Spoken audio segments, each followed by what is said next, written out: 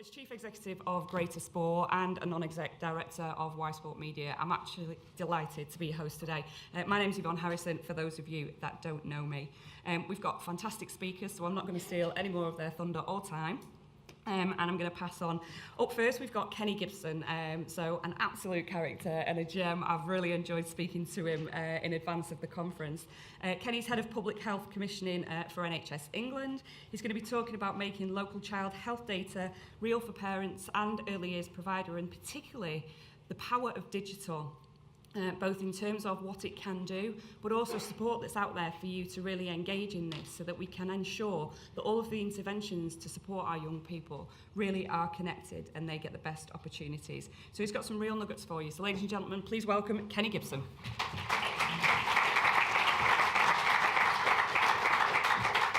I believe these are trap doors that if I don't do well, you press the button. So I'm just going to come up here. Okay then. So welcome along. My name's Kenny Gibson, and I'm going to share a case study for a few minutes about how regionally in London we've connected up 133 data points in every child. But missing in that is the healthy activity, or what I would call as a nurse, an e-prescription for exercise, etc. The other thing that I'm going to be offering today later on is support to you or mentoring to you if you are thinking of going on a digital type e-prescription journey with us. Okay? The whole theme of this is that every child matters and every record counts, because as I said at your last conference, it took us 600 years to go from plough to tractor. It took us a decade to go from analogue to digital. Every parent, most children, have in their pocket this piece of apparatus that buzzes and reminds them. And that's the advantage of digital e-prescription. So, in terms of London, what's happening? Well, exercise activity is part of what we refer to as the Healthy Child Programme. So Public Health England is there to make sure that every child is well and healthy. These are the indicators that we currently collect. They're mainly around newborn screening, infant vaccinations, and ages and stages milestone development checks. So any parent will be familiar with those. My question is, where is activity, exercise and sports? It hasn't yet appeared because at the moment we don't have a timeline of data that explains the benefits of engaging young children and young people in activity, exercise and sports, and that's a challenge. So down this timeline, I want to see, built over the next few years, some activity indicators related to exercise and sports, as well as these Healthy Child Programme indicators. London is far less complicated than some of the outer regions. And what I'd say to you as sports specialists and exercise specialists is you need to be familiar now with the new landscape facing forward. From April 2018, with devolution and the new way that the NHS works, you've got to appreciate the scale of what you're working in. And my tactic as a commissioner, as a clinician, is to go to the people that can make and shake. London is split into a series of strategic and transformational footprints. In Manchester, you've got DevoMank. In London, you've got Devolution London. These large collective organisations will be looking to you to come with ideas for prevention and exercise on prescription or activity. So you have to familiarise yourself with who is becoming the new commissioning system across London. So London is about a quarter of England. 136,000 babies are born in London every year. And these data points, they will be unique to London, but the more metropolitan urban areas you work in, the more relevant they are. So at the moment, my job as a regional commissioner for London is to collect 133 data points on all children. And we have those sitting in a single integration engine in London for the under sixes. We're about to import the 6 to 19-year-old data set as well. And very soon we'll have 230 data points in every child. We're going into the multi-millions of data points. Currently, we've got 55 million since this slide was presented. So 55 million prevention, healthy child data points, and we're able to churn that and look at it. They come from multiple providers. We get them from schools, we get them from general practice, we get them from health visiting. And it is important to understand that what we're talking about is data. I see out there loads of brilliant initiatives. If you cannot import a data code into someone's file, I would say you're wasting your time, because you cannot prove your impact, you cannot prove your surveillance, your activity. So part of what we've got to get into the producers of these fabulous projects is the fact that when you're delivering a fabulous project or a fabulous initiative, it has to be fire message compliant. What's a fire message, you say? It's a tweet. It's a special tweet that sends messages backwards and forwards to parents' e-read book or technology. So in NHS land, you have got to be accredited that all your data is fire message compliant. And so we're more than happy to be working with producers and initiatives to be able to make you accredited. But also it's important to recognise that certain things won't work in the future. Did you know, for instance, we've established that in London, 30.1% of young families with children are in 2 postal addresses every 6 months. So the postal address that you capture for that parent that you're trying to get interested in activity, or that young adult that you're trying to get interested in exercise, 30.1% of them will be out of date every 6 months, because in metropolitan urban areas, families churn. And also, more interesting for me, is the fact that 27% of letters in London do not get to letterboxes. So stop land mailing and begin looking to use fire messaging and tweeting to your customers and your families. Public Health England, that I also work for, leads on the campaigns for these fire messages. And you see before you that we're getting better at infographics. But what I'd say to you as product suppliers, your products are incredibly useful, but you've got to have an infographic. You've got to be able to tweet it, social media, grow a groundswell of social movement in order to get these happening. So this is the latest infographics on tackling obesity. They contain data, they contain imagery, and they're easily transferred on social media. So that's the Tackling Obesity campaign. These are the best value start in life in terms of activity, and you can see activity, as far as Public Health England is concerned, starts at birth.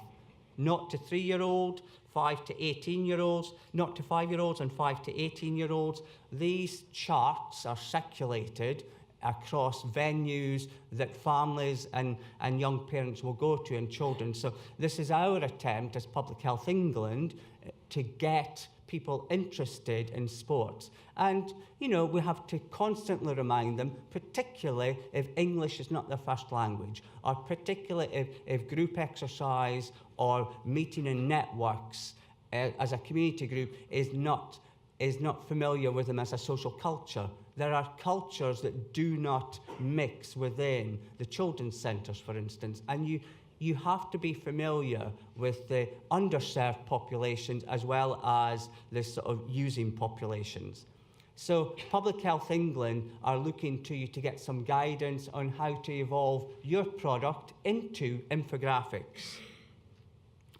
A large effect is how do we get exercise done, not with individual children in their classes or in their places of education, but also increasing activity as families. So these are the latest range of infographics around reminding families. So we're capturing the adult, we're capturing the grandparent, we're capturing the child. So it's almost like a family ticket is the concept of exercise in families. But how and where do we begin counting it? So all of these wonderful campaigns, all of your fabulous products, as I've said, it needs to be counted. It needs to be built into what we call quality outcomes benefit realisation. So what we have in London at the moment, we launched it last year, it's now in place and fully action, is the new child health digital strategy. All those 133 data points you can see on the left-hand side of your screen is the data that churns on every newborn child in the last 5 years. This side here is where you would come in with your technology that inspires, your technology that reminds, and your technology that counts. So at the moment, our partner for providing that type of work is SiteKit eRed Book, but we've just signed another arrangement, a partnership with Essential Parent, and we are looking for exercise activity partners to come with us on that journey. But part of the challenge is accreditation. So what I would say to you is our partners in Public Health England and NHS England need to know what accreditation is, and we'll go through that in a second. These are just some of the benefit analysis that we tend to use to inspire digital. Did you know that by moving digital, we've reduced admin time of entering manual data by 50%? That is a huge benefit to the NHS and to parents.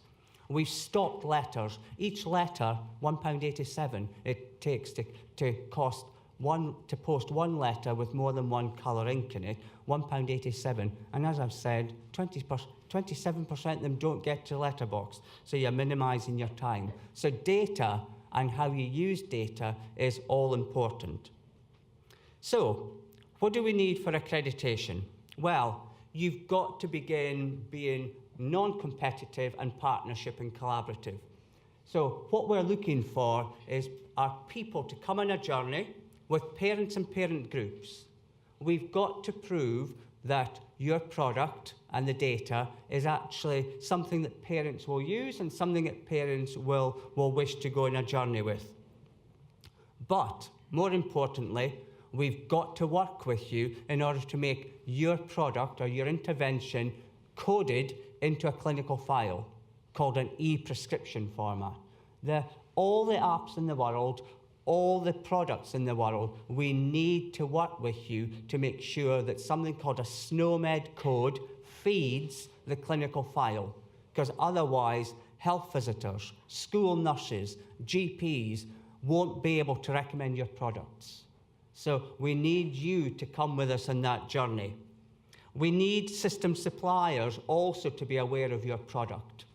So we always get exercise apps, etc., to go to the system suppliers and see how you can dovetail into clinical systems. You've got to be aware that generally you will prototype in one region. Your product will not be big bang, so you've got to find a region that is doing this type of work. London isn't the only one. Anyone in Blackpool, Lancashire's up there, anyone in Essex, anyone in Bristol, anyone in Surrey and Sussex, anyone in Essex. There are pockets of child digital strategy that can help you and support you and move forward with you in terms of what you're looking for.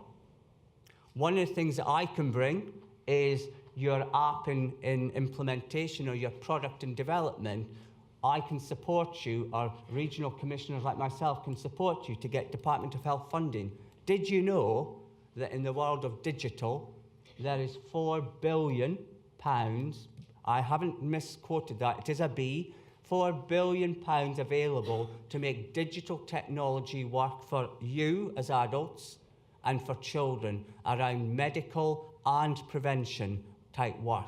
And we need projects like yours that are inspiring people to keep fitter, exercise more. We need them to come on that journey and get their proportion of that £4 billion budget. The £4 billion is until 2020, so we've only got a year or so left. But also, we need you to come into our systems our sustainability and transformation footprint and be those digital champions, because some of our clinicians, a few of our providers, and some of our commissioners haven't felt the passion, haven't felt the energy, and haven't felt the vibe of positive exercise and e-prescriptions. So we need you to come in with your energy, your passion, your commitment to make this happen and sustain it and come on that journey with us.